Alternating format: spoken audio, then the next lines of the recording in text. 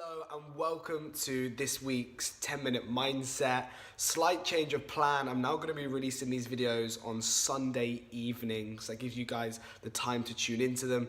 This week we have Eleanor Hudson. She's an incredible female founder. I'm not going to spoil it. I hope you enjoy the interview, and as always, let me know what you think in the comments below. Awesome. Hello, Eleanor. Thank you so much for being part of my show today, and welcome to the 10-minute mindset. So, Eleanor Hudson is a final year student studying entrepreneurial business management at Northumbria University. She's founded several companies ranging from selling university advertising to a travel tech company called Travelizer, where she spent time in Silicon Valley looking to raise investment in 2016. And now currently she's pursuing her passion with the Female Founders Fair after realizing how few young women there are in entrepreneurship.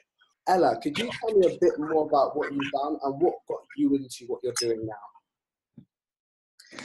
Yeah, so when I left school at 18, I went to study entrepreneur business in Newcastle at Northumbria University. And at that stage, I was like, oh, well, I definitely want to have a company. I want to be my own boss and be in charge of my destiny. So where should I start? So my initial journey, I actually started selling putting on events, pub quizzes, things like that, and sort of just getting an idea of how to sort of manage and create and organise something. I then went on to meet my business partner, Johnny, and we both thought the travel industry was quite dated. We were like, you know, sort of food restaurants have really modernised, and the travel industry we felt needed a lot more modernisation. So we looked at sort of flight inventory initially, so like lastminute.com, leftover seats, but well, let's do something about that. So we spent a lot of time in airports and sort of looking at sort of patterns, and then we started up a company called Wait at the Gate, which is all about selling a last-minute seat before the flight took off. Yeah. And we sort of approached the university and said, you know, we really want to go to Silicon Valley. This is a startup. We've got concepts, and we want to know more about the travel industry, and there's some amazing conferences out there. So we actually got a scholarship to go to Silicon Valley in a certain amount of funding, which was amazing. And then in order to sort of make some more money, because that was only a small amount of money to cover the rest of the costs, I started selling university advertisement spaces in cafes, like posters and stuff like that. Which was really great. And then when we got to Silicon Valley, we went to so many incredible conferences on the sort of startup companies, travel trends, things like that. And our idea definitely pivoted. So we were like, right, flight inventory, it's been done, realised that that's not actually where the money was made. And we sort of incorporated social media, where we created Travelizer. And Travelizer is a travel analyzer, which tells people where they should travel based on their social media and personality types. Cool. And we were like, great, well, we've got it. We brought on board a CTO, which is a tech guy, to create our minimal viable product, and everything was sort of working. We had this concept, we had a following, we knew what we needed to achieve, but on top of university work, we sort of lost motivation, and that was that. So I've done various other projects since, started up selling hair accessories around Christmas time, sort of sold Christmassy gifts just to make profit, loads of entrepreneurial things and enterprise things like that. But then after sort of having loads of meetings with and going to loads of conferences with various people, I realised that actually often I was the only woman in the room, and started to question, why am I one of two girls in my entrepreneurial business degree? And so then I started sort of thinking about what's gone wrong in the education system and why girls aren't actually getting into entrepreneurship, and is there a confidence issue? So I started mentoring a group of girls, 30 girls aged 17, with current projects that they're working on, and sort of that realised that quickly that girls didn't see entrepreneurship and their careers as a priority. They saw other things like social media and appearances, and I thought, you know, this isn't right. Like, girls can add so much to the entrepreneurial world. So I thought that I set up Female Founders Fair, which is my current business venture, which is all about promoting the idea of entrepreneurship to girls and supporting women in business by showcasing and exhibiting their businesses to young girls. So I'm putting on events across the UK in schools and colleges. Amazing. It's awesome. You've definitely been on quite a journey, and I think where you are now is aligning with your passions, and it's clearly something that you're passionate about. Why do you think it's important as an entrepreneur to sort of pursue what you're passionate about? Because now you've gone from trying to develop an app and raising funding in Silicon Valley, which is like the entrepreneurial dream, to doing something that's way more closer to home. How important is that? I think when you work on something that you're passionate about, you never work a day in your life. That's what I always say. And you wake up and you look forward to emails.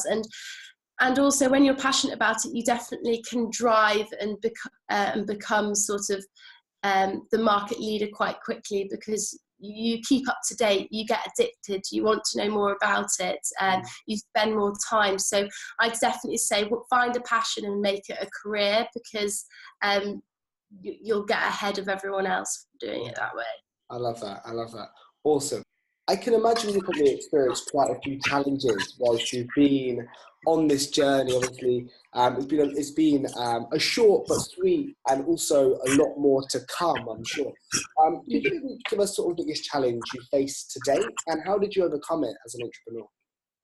I think the biggest challenge was when Travelizer sort of it did die, it did close, and my business partner and I, Johnny, had to sort of think, what else? We've suddenly got all this time in our hands. Mm-hmm. We've invested so much time, effort, and into Travelizer, and now what? We didn't have an idea afterwards. I then sort of tried to pick up a few entrepreneurial things, but didn't see a career in that. So I think it was quite challenging not having a project for me on board that I was really sort of dedicated to and saw a future with.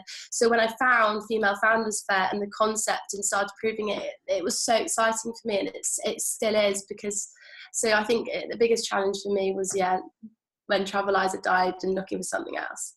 Awesome. And you've definitely overcome it, because you're now doing what you're passionate about, which is super cool.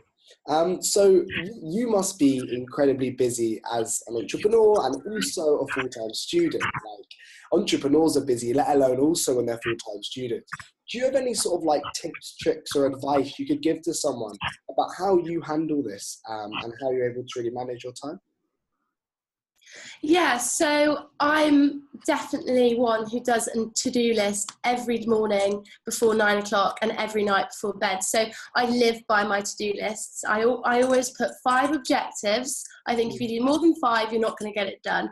And 5 big objectives, which I'm going to achieve throughout the day, and I'll tick them all off, and I'll do that every single day. And I think that really helps me sort of manage my time, make sure that I am sort of achieving goals and making things happen, and getting results, really. So, and I'd also say I live by my diaries. So I have 2 diaries, small one and a big one, and I write absolutely everything down that I learn and the day, and I always reflect. And I think managing time, you've got to write everything down, so you know exactly what you're doing and when. So yeah, to-do lists and writing everything down are my 2 sort of key skills for managing time. Amazing. And you've clearly built these into habits as well. So the fact that you do it every night and every morning is super important, and clearly it's working. Do you have any other habits that you live by that allow you to really be high performing whilst managing your own energy as well? Because it's very easy to burn out. So do you have any other habits that you sort of live by that allow you to do what you do? I think I have to be honest, when I come up with a new idea, I have a habit to become a bit addicted. Yeah. So if I've got a new concept, I'm networking as much as I can, utilising my LinkedIn, researching who else is out there, can't switch off, kind of talking about the idea, doing as much market research and sort of just spending a lot of time in what I'm doing. And I think that that's sort of quite important, but I do have a habit to become addicted. It can also be a negative in a way, because, people don't want to spend time talking about Female Founders Fair all the time. But it's a better habit to have than, let's say, a downgrading habit or something. It sounds like a good habit, an addiction to your passion. That's a strong habit. I hope more people had that habit. So your career, as mentioned before, you've done a few things and now you're where you are now. What has been the most fulfilling moment of your career so far? I would say for my upcoming event, Female Founders Fair, I think it's absolutely incredible that I've managed to, for my first event, to secure 30 female founders from all different industries and all across the UK, and a guest speaker, Carly Jones, that actually owns a food chain, and also 3 panel speakers, one of which has an OBE entrepreneur business, and the other lady's actually sold pieces to the Prince of Wales and exhibits internationally. So I think that's really cool that I've actually managed to sort of reach out to all these women who I hadn't met before and get them on board with a project that I'm working on, and sort of all working in the same cohort.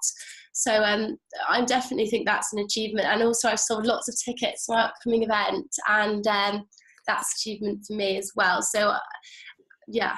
Amazing. Yeah, awesome. Well, you're clearly crushing it and you're clearly doing what you love. And it seems like it's a very fulfilling journey as well, which is wicked to hear. Okay, cool. One last one before we wrap it up. Because as an entrepreneur, we are always getting all this advice from loads of different people all the time. But there's always that piece of advice that when we heard it has stuck with us and has really made a big impact on where we are now. Could you share with us what was the best advice you've ever been given? Yeah, I think sort of, we touched upon it before, is actually sort of following your passion. But I also think I'll scrap that. The best advice that I've been given is to take every opportunity as it comes and to say yes to everything, and to also ask for what you want. I think that it's so important that we're all so polite as human beings. We're like, no, we won't ask. No, literally ask for what you want, and you never know the answer. Yeah, amazing. I love that. So just the fact that you never know until you've asked. The worst that can happen is no. The worst they can say is no, but you'll never know where that yes will leave you. That's wicked. Yo, Eleanor, it's been an absolute pleasure. Thank you so much for your time today. I wish you the best of luck with the Female Founders Fair, and I'm sure your many, many ventures that I'm sure that will be laid out for your life. So yeah, thank you so much. Thank you so much, Eleanor, for giving me your very scarce time, as I know you're super busy, so I really appreciate it. I hope you all enjoyed that. Cher has a great journey and a great journey ahead of her as well. And as always, subscribe to the channel if you enjoyed it and share it with a friend. And tune in next Sunday for another episode of the 10 Minute Mindset. Have an amazing week. Bye for now.